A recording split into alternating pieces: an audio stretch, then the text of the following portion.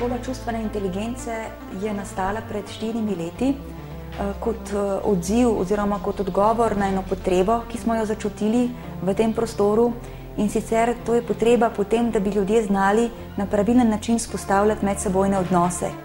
Namreč ugotovili smo tako na osnovi lastnih izkušenj, pa kot tudi na osnovi izkušenj ljudi, s katerimi smo bili v stiku, da imamo ljudje težave pri vzpostavljanju medsebojnih odnosov in to že zelo zgodaj. Ja, naša druščina je kar pestra.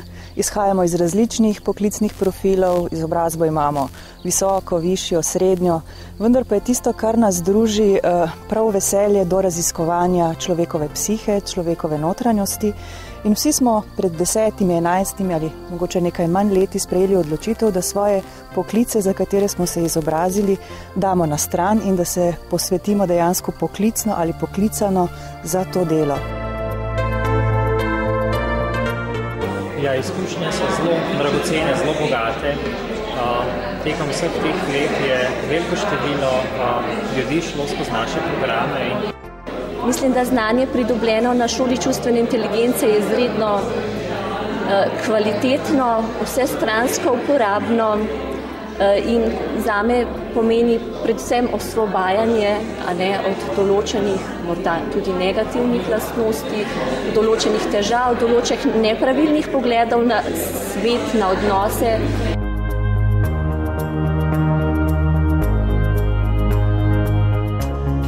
Tako da se mi zdi za čustveno nekako inteligentnega človeka najbolj značilno to, da je neodvisen, da je svoboden v doživljanju svojih čustev in v tem, kako jih izraža od drugih ljudi, da ni ujet v te predstave, kako bi moral, ampak da predvsem sledi tistemu, kar se v njem dogaja. So vaši bližnji že opazili kakšen napredek? Odzivi so, potem starši opažajo, da je to pač neka pozitivna sprememba, neka večja odprtost za dialoge.